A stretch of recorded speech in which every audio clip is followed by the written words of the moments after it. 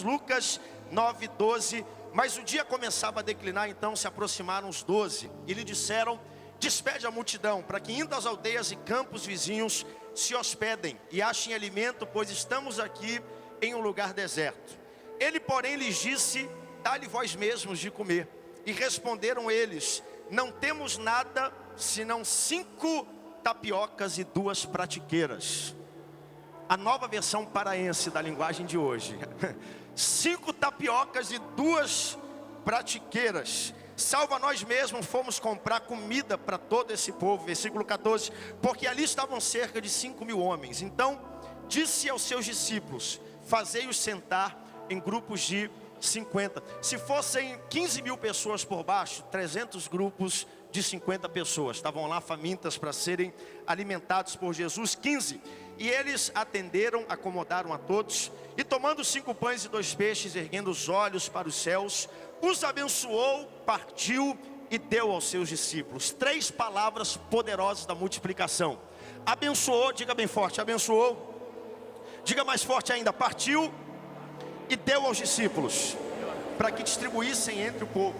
E todos comeram e se fartavam, e dos pedaços que ainda sobejaram foram recolhidos 12 cestos. Mantenha aberta a sua Bíblia. Pai, Tu és o dono desse lugar, Tu és o dono dessa igreja, Tu és o rei de nossas vidas e de nossos corações. Por isso, quebra todo impedimento, toda barreira, que todos que aqui estão possam discernir, receber e aplicar essa palavra.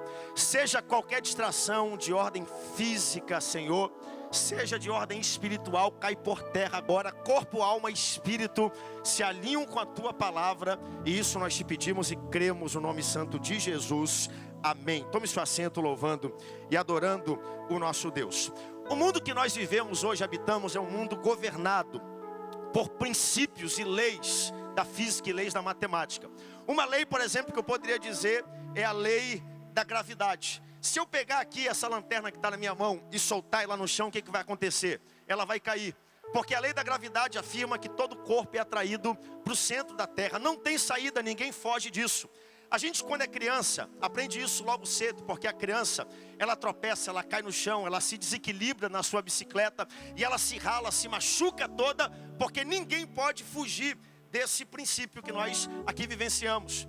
Eu tenho um filhinho do meio, Samuel, ele tem 6 anos, e eu brinquei lá no Tempo Central que ele gosta de usar algumas palavras difíceis, empregar palavras difíceis. O outro dia eu estava passando na frente da televisão, ele falou: papai, com licença que o senhor está obstruindo a televisão. E eu olhei para o menino de 6 anos usando esse linguajar, mas alguns dias atrás ele puxou uma para mim que mexeu comigo, pastor Eurípides. Ele pegou e falou assim: papai, por que a gente cai? E eu tentando colocar a explicação num nível que uma criança possa entender, eu disse: meu filho, tu cais porque tu é distraído. Tu fica olhando para frente, tu anda olhando para o celular, para o tablet, então agora tu tropeça e cai. Ele falou: pai, eu não gosto disso. Porque eu na verdade queria cair. Porque quando a gente não cai, a gente não flutua igual o astronauta no espaço e fica flutuando. E aqui está a moral da história. Pode-se gostar ou não, aceitar ou não, conhecer ou não, ser imaturo demais como criança para discernir a lei da gravidade, mas ela funciona do mesmo jeito para todas as pessoas. E o mundo espiritual é da mesma forma. Você pode gostar ou não, pode aceitar ou não, pode acreditar ou não, pode ou não fazer parte do seu sistema de crenças, aquilo que Deus diz em relação a mim e a você, mas vai acontecer porque Ele estabeleceu leis espirituais para abençoarem e multiplicarem a nossa vida. E esse texto que eu acabei de ler, ele fala de um princípio espiritual. O princípio da multiplicação, uma história verdadeira. E por nós não termos estado lá, aconteceu há mais de 2.000 anos atrás, longe. Eu quero só emprestar sua mente nessa noite. Eu quero que você imagine se Jesus estivesse conosco hoje à noite, aqui no Centenário Centro de Convenções. Imagine só se ao longo de todo dia Boas Novas divulgasse na rádio, na TV, aquele que cura os enfermos, aquele que levantou os mortos, aquele que opera, aquele que disse à tempestade: te acalme, e ela se acalmou, aquele que andou sobre as águas. Ele não apenas disse isso, mas ele está presente aqui nessa noite pelo seu Espírito Santo no nosso meio. Agora imagine presencialmente Jesus conosco aqui, a expectativa que isso ia gerar. As pessoas iam chegar, gente de todo lugar, para ouvir Jesus. E quando desse 7h30 da noite começaria o culto. Quem congrega na nossa igreja sabe que nós somos pontuais. Nós temos hora para começar culto, para terminar culto. Nós não passamos do horário. Imagine Jesus chegando, teria o louvor, teria toda a atividade. Nós passaríamos a direção para que ele ministrasse a palavra. E agora Jesus começaria a ministrar, ia pregar até 8h30. E aí ele continua 9h30, 10h30, 11h30, meia-noite e meia, 1h Jesus continua pregando a mensagem, 2, 3, porque foi o que aconteceu nesse dia. Ele foi levando e durante 8h30 até o fim do dia, entardeceu o dia, Jesus ministrava a palavra e falava. E o povo estava tão cativado por aquilo que Jesus falava, que ninguém queria ir embora, ninguém levantou, ninguém se dissipou, as pessoas morrendo de fome. De repente, lá no canto, poderia ser eu e você, os discípulos começaram a dizer: olha como esse Jesus é fantástico, olha só como a multidão fica cativada pela sua mensagem, todo mundo prestando atenção. Só que tem um detalhe: fazem quase 9 horas que ele está pregando, a minha barriga está começando a se revirar, a se remexer dentro de mim.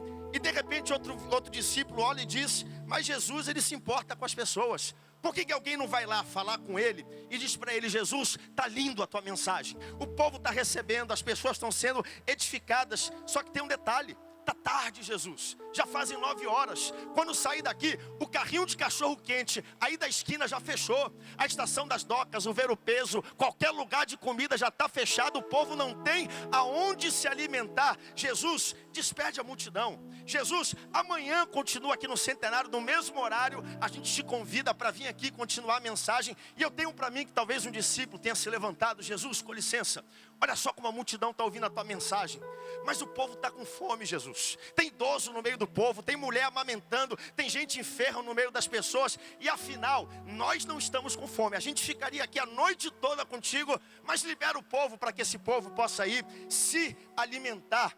E aí Jesus olha para o discípulo e fala assim: eles estão com fome, é? Então, dei voz a eles o que comer. Existe algo profundo aqui nesse texto. Dei a voz a eles o que comer. Esse discípulo volta agora para o grupo onde os outros estavam. Os outros talvez dizendo: poxa vida, Jesus vai liberar a multidão. Quando ele chega lá e perguntam: o que Jesus disse? E ele responde: Jesus mandou nós mesmos alimentarmos essa multidão toda que está aí.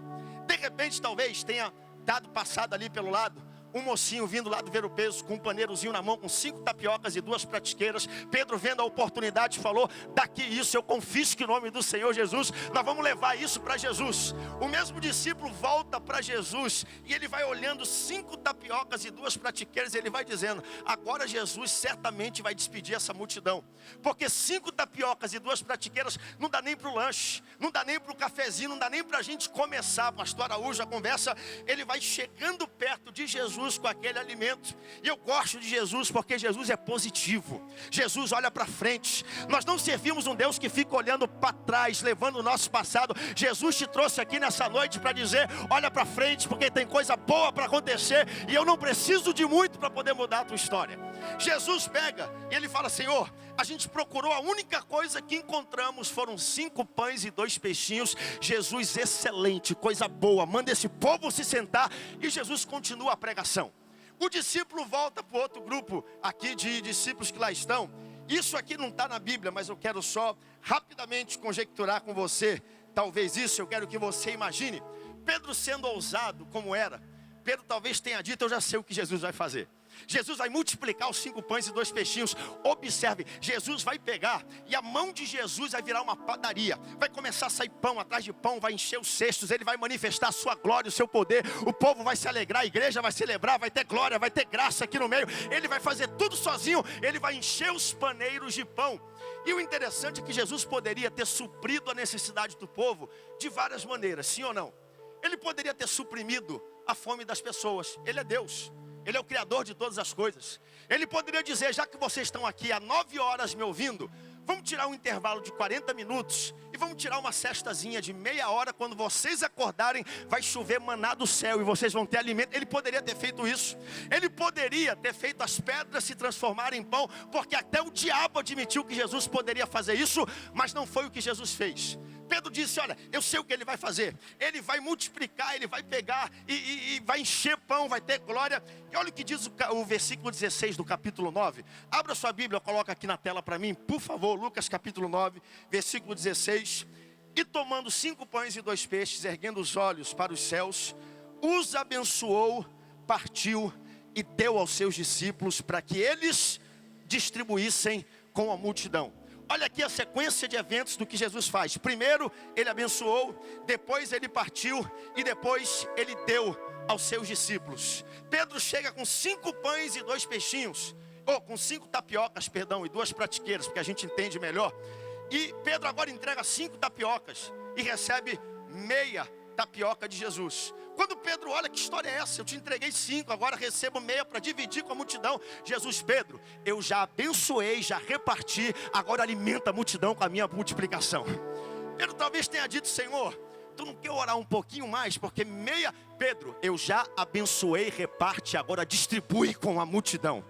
Eis o que Deus diz essa noite ao teu coração. Ele já abençoou, agora reparte, observa a multiplicação e reparte com a multidão nessa noite. Pedro pega meia pratiqueirazinha, meia pratiqueira. Vem aqui, meu irmão, rapidinho, vem aqui. E ele diz: vem aqui, isso, vem aqui.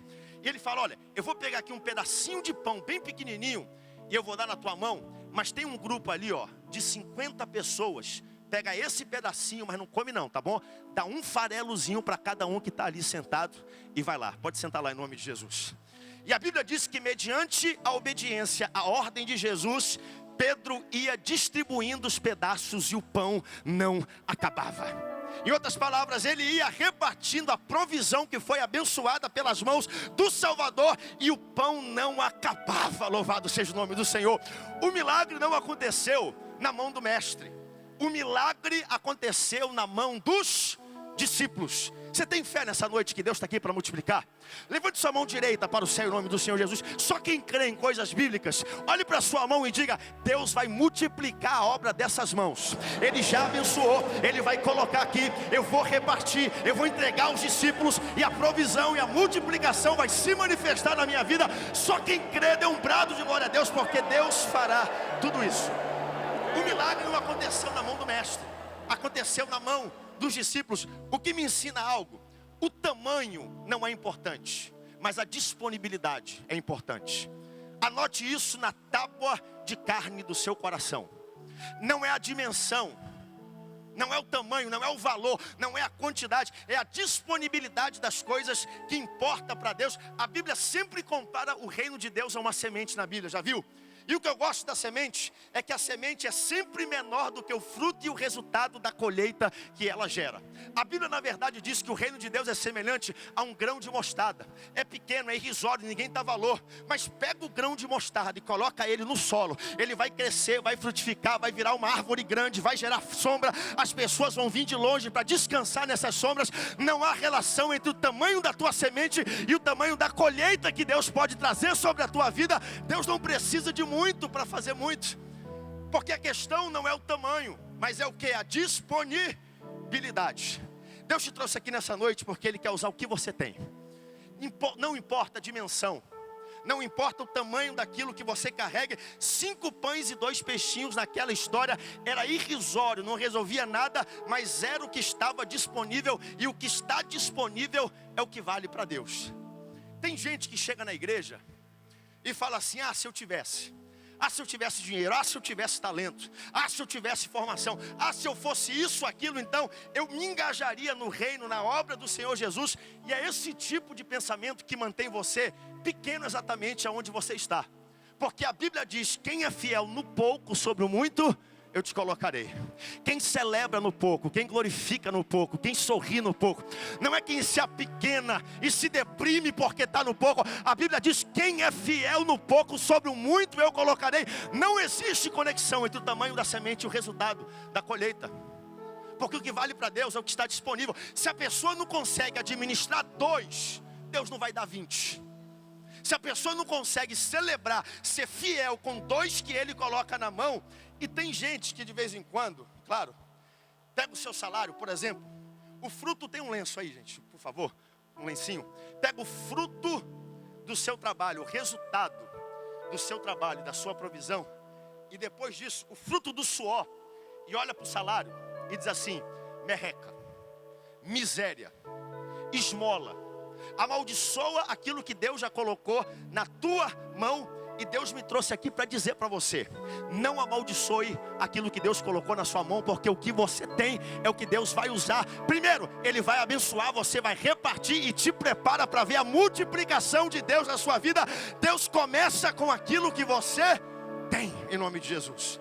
1 Coríntios capítulo 1, versículo 28, Deus escolheu as coisas humildes do mundo, as desprezadas, aquelas que não eram nada, para reduzir a nada as que são, a fim de que ninguém se glorie na sua presença. Ah, pastor, mas eu não tenho recurso, não tenho formação, não tenho posse, é muito pouco, não tenho dom nenhum. Não importa, o que você tem é o suficiente. Se Deus quisesse que você tivesse outra coisa, Ele daria a você. Se é isso que você tem, levante sua mão para o céu, glorifique a Deus, e Ele vai multiplicar, porque Ele multiplica o que é disponível. Mantenha a mão levantada em nome do Senhor Jesus. Aproveite, glorifique a Deus pela tua casa, glorifique a Deus pelo teu alimento, glorifique a Deus pelo teu carro, glorifique a Deus pelos teus amigos, glorifique a Deus pela tua igreja, pelo teu pastor, pela tua liderança. Glorifique a Deus pela salvação. Glorifica porque você está aqui nessa noite recebendo uma bênção. Vai repartir e vai multiplicar em nome do Senhor. Glorifica esse Deus.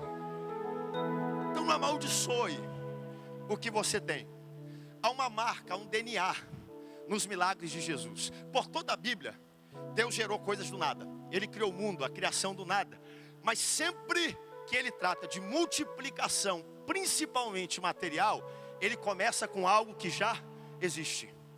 Ele começa com algo que nós já temos, já está nas nossas mãos. Por toda a Bíblia. Um exemplo disso, 2 Reis capítulo 4. Leia depois quando chegar em casa. A Bíblia fala daquela mulher que o esposo era sacerdote, fiel a Deus, morreu, deixou uma dívida, agora os credores chegaram.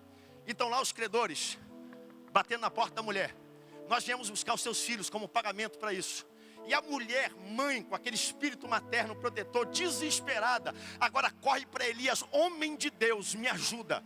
Homem de Deus, estende a mão. Vão levar meus filhos, vão levar minha herança. Eu não tenho absolutamente nada, não tenho recursos, não tenho posse, não tenho como pagar isso. Qual foi a resposta que Elias deu para a mulher? Mulher, que tens tu dentro da tua casa? Quem tem ouvidos para ouvir, ouça o que o Espírito diz à igreja. Pastor que está aqui nessa noite, obreiro, homem, que tens tu nas tuas mãos, que eu já te dei, que eu vou usar para multiplicar, eu vou abençoar, você vai repartir e eu vou alimentar a multidão. Que tens tu? Eu fico meio assustado, porque, irmão, a mulher viúva, mulher está em luto. Essa mulher aparentemente não tem nada, e agora estão levando os filhos dela. E para a gente que gosta de distorcer a Bíblia, parece que Elias está lá e dando tiro de misericórdia na mulher. Vou pegar a última coisa que você tem. E aqui está a moral dessa história. Ela esperava que o milagre viesse de fora. Ela esperava igualzinho Pedro. Não, vai acontecer, Jesus vai dar todo o pão, vai dar toda a provisão, vai dar toda a multiplicação, vai chover dinheiro do céu. Quando Elias orar, e eu vou pagar minha dívida. Mas essa não foi a palavra que Elias deu. Elias deu: que tens tu, mulher, dentro da tua casa? Essa mulher estava tão angustiada com a situação e a circunstância que ela estava vivendo, que ela nem conseguia olhar pertinho dela e ver que Deus estava com ela, que ela tinha provisão, que ela tinha alguma coisa que ela podia usar. Levante agora as suas duas mãos em nome do Senhor Jesus. Deus te trouxe aqui porque Ele vai fazer como fez com essa viúva. Ele vai mudar a tua perspectiva. O copo não está meio vazio, ele está meio cheio. Senhor, libera novas ideias, novas visões, novas revelações, com aquilo que nós temos, que nós possamos usar melhor aquilo que Tu já colocaste nas nossas mãos. Mulher, pega vasos, e não poucos.